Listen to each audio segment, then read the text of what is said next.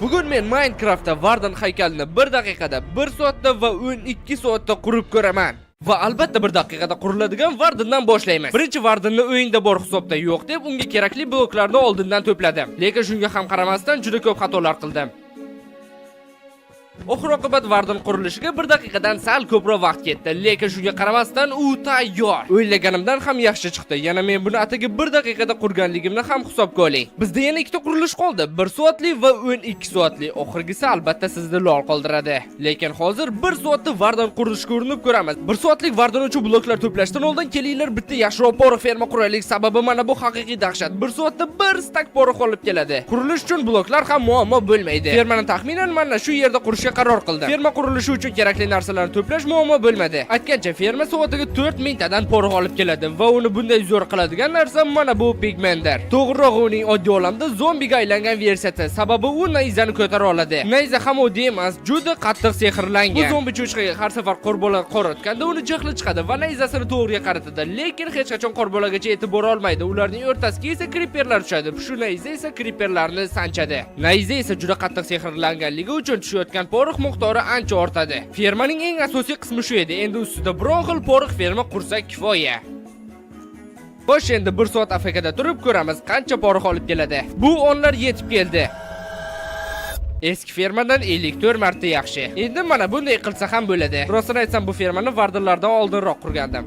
Hammayli endi 1 soatlik Vardan qurilishiga qaytsak ham bo'ladi. Bloklarni to'plash ham bu safar vaqt ichiga kiradi. Birinchi navbatda bizga 486 ta qora beton kerak va bu bilan hech qanday muammo bo'lmaydi. Tayyor. Feruza ranglisidan 150 ta. Biz bir kerakli betonlarni esa shunchaki sandiqlardan oldim. Menda bor ekan. 36 ta kvars blok. Bu muammo bo'lmadi.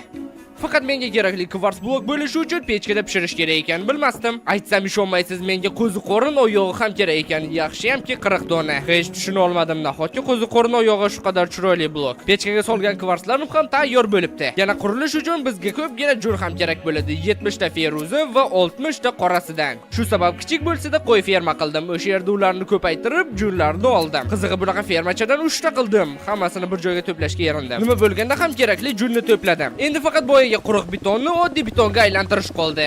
O'ylaganimdan ko'p vaqt oldi lekin. Endi bizda qurilishni boshlash uchun hamma narsa bor demoqchi edim men. Yo'q, hamma narsa emas ekan. Bizga 4 dona ochko'k rang kerak. Mana endi rostdan ham qurilishni boshlash uchun hamma narsa bor. Qizig'i narsalar ko'p emasligidan hammasini shunchaki inventarga solib olib qursam bo'ladi. Va bu juda ham qulay. Qani qurdik.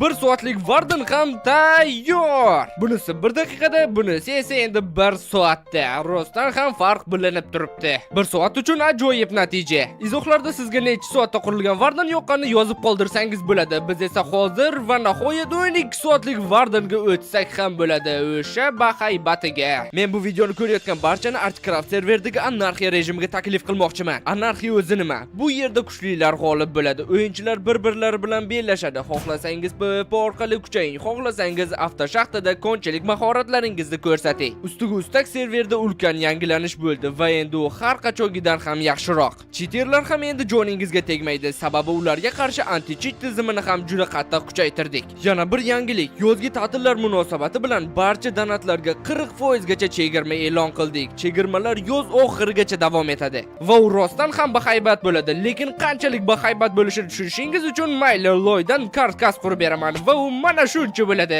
Dahshat. Qiziq, 12 soat o'zi yetarmikin? Men hisoblaganim yo'q. Qurilishda bizga eng ko'p kerak bo'ladigan blok bu qora betondir va bizga undan 7934 ta kerak. Shu sabab bu yerdagi sandiqlarni bo'shatamiz, fermani qora betonga moslaymizda uni ishga tushiramiz. Rostini aytsam, bu fermani kattalashtirish kerak edi menimcha. Sababi naqd 1 soat AFKda turishga to'g'ri keldi. Bizga esa vaqt hozir juda muhim. Hozir esa men Nezaret yetmonimni samaradorlik 5 sehriga sehrlayman-da, Nezerga borib 1477 nahotki samaradorlik 5 sehriga sehrlangan ketmon bilan bu narsani lahzalarda sindirish mumkin. Men hattoki tasavvur ham qila olmasdim bu blokni lahzalarda sindirish mumkinligini. Lekin bu yaxshi. Boshida o'ylagandim bunga butun umrim ketib qoladi deb. Tayyor. 869 ta feruza beton ham bizga kerak. Naqd 1000 ta ko'k taxtadan ham. Yaxshi hamki bitta daraxtdan 4 ta taxta yesa bo'ladi. 600 ga yaqin qumtosh ham bizga kerak bo'ladi. To'g'rirog'i uning pechkada pishirilgan varianti. To'qim tosh erguncha yana bir narsa bilan shug'ullansak bo'ladi. Qo'ziqorin oyog'i. Ha, bizga 340 ta qo'ziqorin oyog'i kerak. Yana. Nima san? Nega sen bunchalar hammaga keraksan? Har bitta qurilish sensiz bo'la olmaydimi? O'ylay agar tushunmadim. Yana bir durustroq fermasini qurib ham bo'lmaydi bu yaramasni. 36 ta ochko'k jun va 24 ta oq jun. Aytgancha bizga 2 stak ochko'k betondan ham kerak. Kutib oling, betonni qayta ishlash mashinasi 3000. Hamma gap shundaki, mendagi barcha beton hozir quruq holatda. Menga esa ular mana shunday qattiq holatida kerak. Bu uskuna esa shularni hammasini AFK holatda bajarish imkonini beradi. Bir qo'lda beton, ikkinchisida kirka. Yana shu vaqtda F3+T harflarini bosib, aynan shu vaqtda sichqonchadan qo'limizda oladigan bo'lsak, Minecraft hali ham sichqonchani ushlab turibdi deb o'ylaydi va bosib turishni davom etadi. Ya'ni hammasi butunlay avtomatik sodir bo'ladi. Lekin ming afsuslar bo'lsin-kim, hammasi ideal emas. Bloklarning bir qismi tashqariga uchib ketibdi. Men qayta ishlashga qo'ygan 2 sandiq betondan faqat 1,5 sandig'i qolibdi. Bu degani yana beton fermada AFKda turishga to'g'ri keladi. Qiynalib yo'qotishlar bilan bo'lsa-da kerakli betonni to'play oldik. Faqat boshqa rangdagilar bilan bunaqa tavakkal qilib o'tirmadim-da, hammasini qo'lda qayta ishladim. Bo'ldi, barcha turdagi betonlarni hal qildik. Endi bizga salkam 2000 ta skalk kerak. Bu 1,5 shalker bo'ladi. Ya'ni skalkni kavlay oladigan ketmonni yasaymiz-da, shunchaki Vardinning uyiga tushib kavlashni boshlaymiz. Lekin bir narsani hisobga olmabman. Bu kimning uyi ekanligini. Iloj boricha tezroq atrofdagi skalk sensorlarini sindirdim. Voy, qo'rqinchli. Agar biror nima bo'lsa, bu yerdan muhim uchib keta olish kerak. Bo'ldi, menimcha xavf qolmadi. Bu yerda 2000 ta skalk chiqadi. Bemalol kavlab olsak ham bo'ladi. Voy, menimcha bu yerdan hozirroq tuyoqni shiqillatish kerak.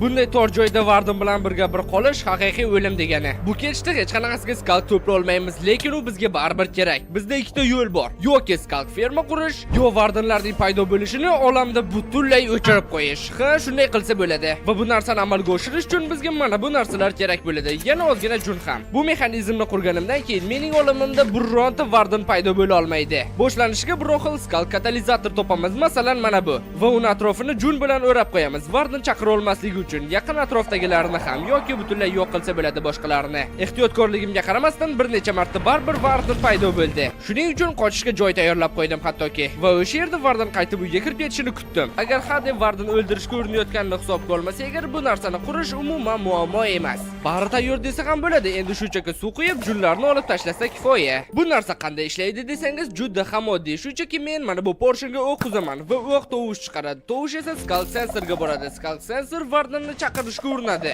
Lekin atrofda hamma yer suvligi uchun u hech ham Vardinni paydo qila olmaydi. Bu narsa har doim ishlab turishi uchun mexanizm turgan chankka ender marvarid ochishni unutmang. Bu juda muhim. Bu blok Vardinni chaqirishga urinayotganda esa boshqalari hattoki urinib ham ko'ra olmaydi. Shu sabab Vardin hech qayerda paydo bo'la olmaydi. Mana tayyor. Vardin 1-0. Voy, hisob o'zgardi. O'lib ketmasam bo'ldi edi. Tushunarli, mexanizm ishlashdan to'xtadi. Sababi mana bu yaramas blok qolib ketibdi va o'shanda Vardin paydo bo'la olgan. Men buni tuzatdim. Endi hech qanaqa Vardin paydo bo'la olmaydi. Rosta kamiga skalk kovlasak ham bo'ladi. Bu uchayli nayzni xavfli ekanligini bilardim. Aytgancha menga 2000 ta skalkdan tashqari 800 dan ortiq skalk tomirlari ham kerak edi. Ularni ham to'pladim. Vardin qurilishi uchun yetishmayotgan 3 ta blok qoldi. Kutib oling, Prizmarinlar oilasi. Agar bu safar ham shunchaki kovlaydigan bo'lsak, bunga million yillar ketishi mumkin. Sababi mana bu to'q qorasini ko'ryapsizlarmi? U butun qalada menimcha topilsa bir stak topiladi. Bizga esa undan 700 ta kerak. Bir so'z bilan aytganda, Prizmarin fermasini qurmasak bo'lmaydi. Kerakli narsalarni to'plashga kirishamiz. Yana 60 ta obsidian ham kerak bizga. Kovladik. Mahluqlar menga tegishmasliklari uchun ko'rinmaslik damlamasini ichib bir nechta aslahani yechamiz. Shunda ular bizni kamroq sezishi kerak. Men umid qilaman. Ferma juda ham oddiy. Umuman olganda bu videoda ishlatgan barcha fermalarimga videosida havola qoldiraman, esdan chiqmasa. Eng muhimi bu ferma ishlashi uchun pastdan mana shunday ruh qumlarni katta maydonga qo'yib chiqish kerak. Ko'rinmaslik damlamasi yordam bera olmayapti. Ruh qumlarini o'rnatdik. Endi nazarda kerakli koordinatlardan mana shunday ular o'ladigan joy quramiz. Tayyor. Endi bu portaldan kiradigan bo'lsak, mana fermada paydo bo'lamiz. Endi shunchaki mana bu tuproqlarni olib tashlaydigan bo'lsak va kerakli balandlikka chiqadigan bo'lsak, bo'lmaydigan ishlar sodir bo'ladi. Sizlar qarang, ular qanchalik ko'p paydo bo'lyapti. Bu ferma soatiga 30 mingtadan ortiq narsa olib keladi. Bu yerda hammasi chatoq-ku, optimallashtirish kerak. Mana ferma bu tarafdan qanday ko'rinadi? Ajoyib, juda ham ko'p moblar. Endi qanchadir vaqtga resurslar to'planishini kutamiz. Ajoyib, yana bu ferma ustiga ustak qora rangni ham olib kelib berar ekan. Sababi bu bizga kerakli to'q qora prizmarini yasashda juda ham muhim. Yo'qsa yana qora rang fermasini ham qurishga to'g'ri keladimi deb o'ylayotgandim. Prizmarinli ishlarni hal qildik. Oddiy prizmarinlar ham muammo emas. Lekin qoramtir prizmarinlar uchun juda ham ko'p qora rang kerak. Shuning uchun ozgina ovga chiqishga ham to'g'ri keldi. Lekin oxir-oqibat barchasi tayyor. Barcha kerakli turdagi prizmarinlar to'plandi. Biz buni uddaladik. Barcha kerakli bloklar to'plandi va bizda ro'pararosa 3 soat vaqt qoldi. 1 daqiqa, 1 soat va nihoyat 12 soatlik. Umid qilamanki 3 soat yetadi. Yetish kerak. Endi iloji boricha ko'proq va xilma-xilroq bloklardan qo'lga olamizda qurilishni boshlaymiz.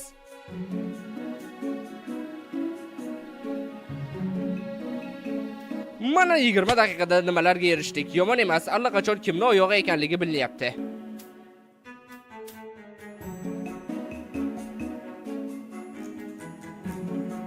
Boshida skalk tomirlarni qo'yish haqiqiy muammo bo'lsa kerak deb o'ylagandim, lekin yo'q. U faqat bitta blokni ustiga qo'yilar ekan. Qanday yaxshi. Vardirni tagiga qorong'u bo'lishni boshladi. Yoritib chiqmasa bo'lmaydi.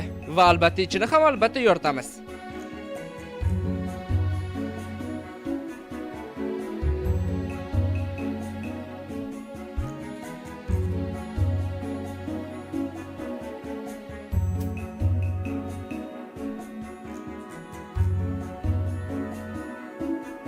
Hamma yerni yoritganimga qaramasdan baribir tunchisi uni o'tkazib yuboryapman. Sababi katta ehtimol bilan men o'sha yerda qurayotganimda tepamda creeper paydo bo'ladi-da, ustimga desant qilishga qaror qiladi. Ana unga o'xshab. Yo'q bo'ldi.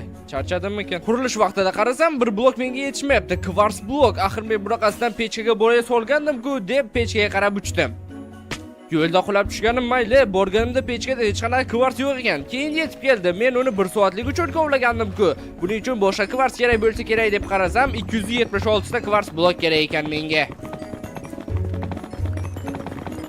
Kvars kovlayverib 38 dan 46 darajaga ko'tarildim. Dahshat. Endi shunchaki kvarslarni pechkaga solib eritish qoldi. Tayyor bo'lgan kvarsni olib ishga qaytsa ham bo'ladi bemalol.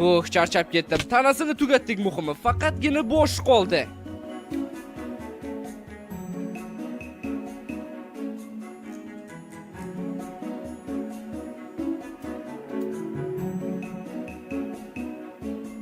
Nimadir yetishmayapti va bu nimadir uning shoxlari. Qoch meni joyim. 1 daqiqada qurilgan vardan, 1 soatda qurilgan vardan va nihoyat 12 soatda qurilgan vardan. To'xtang, videoni o'chirishga shoshilmay turing. Biz hali mana bu 12 soatda qurilgan vardan ichiga golemni qamaganimiz yo'q. Ha, qandaysiga ulkan vardanni qo'lib, oxirida uning ichiga vardanni qamamaslik mumkin axir. Faqat buning uchun birinchi mana bu uskunani to'xtatib turishga to'g'ri keladi. Paydo bo'ldi. Ey, men bu yerda. Bo'ldi, portalga kirdi. Muhimi vardanni qo'ldan jon bermaslik. Endi uni sekin-sekin portalga olib kelish kerak. Vardan o'zining ovozli zarbasi bilan juda ko'p jon oladi.